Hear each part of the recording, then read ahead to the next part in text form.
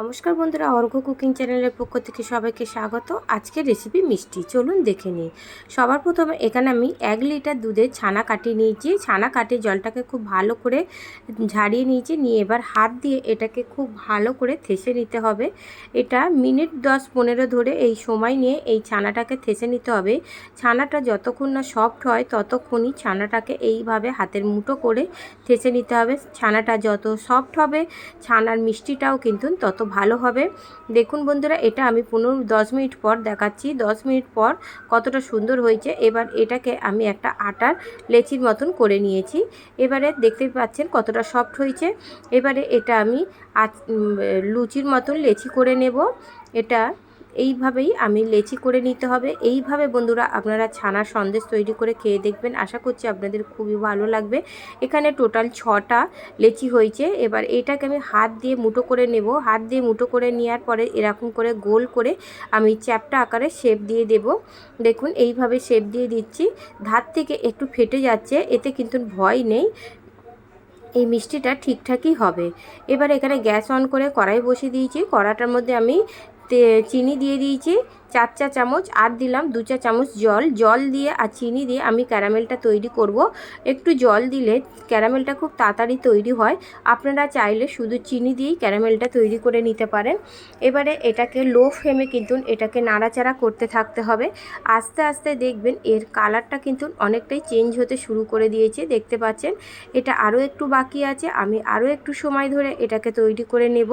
এই সময় গ্যাসের ফ্লেমটাকে লো ফ্লেমে রাখবেন, তা না হলে এই ক্যারামেলটা পুড়ে যেতে পারে। এইভাবে এটাকে নাড়াচাড়া করতে হতে দেখুন একসময় কতটা সুন্দর কালার চলে এসছে। এবারে এই ক্যারামেলের মধ্যে আমি জল দেব, 1 থেকে 1.5 কাপের মতন জল দেব। কারণ এই মিষ্টিটা একটু জলের অংশটা বেশি রাখতে হবে, যাতে খুব ঘন যাতে না হয়ে যায়। জল দেওয়ার সঙ্গে সঙ্গেই এখানে দেখুন ক্যারামেলটা ডেলা পাকিয়ে গেছে, এতে কোনো ভয় নেই।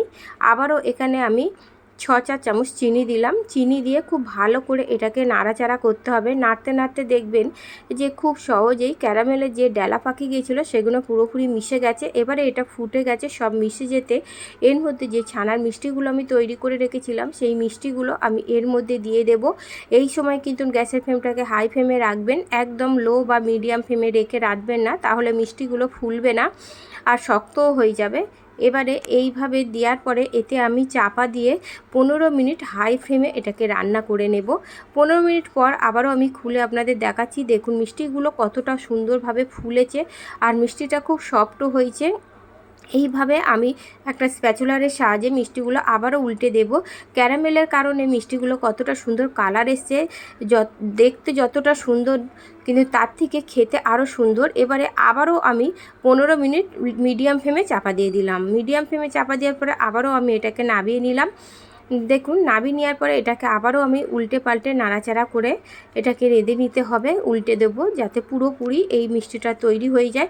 আবারও আমি এর মধ্যে চাপা দিয়ে 5 মিনিট এটা লো ফ্লেমে রেখে দেব। লো ফ্লেমে রেখে দেওয়ার পরে দেখুন মিষ্টিগুলো একইভাবে ফুলে ডাবল হয়ে গেছে।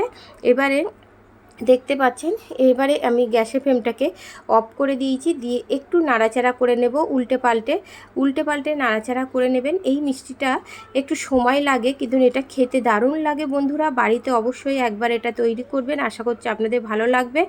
এবারে এটা সঙ্গে সঙ্গে কিন্তু তুলে নিতে হবে, বেশিক্ষণ এতে রাখবেন না। এটা ঠান্ডা হয়ে গেলে দেখবেন এর কালারটা কতটা সুন্দর এসছে। আমি একটা প্লেটের মধ্যে তুলে নিয়েছি, দেখুন কালারটা আরও কতটা সুন্দর এসছে। একটা কেটে আমি আপনাদের দেখাচ্ছি, আপনারা দেখেই বুঝতে পারছেন যে মিষ্টিটা কতটা সফট হয়েছে। এই মিষ্টিটা আমি কেটে আপনাদের দেখাচ্ছি। দেখুন ভিতরে কতটা সুন্দর কালার আছে, সাদা আছে আর খেতে অসাধারণ লাগে বন্ধুরা।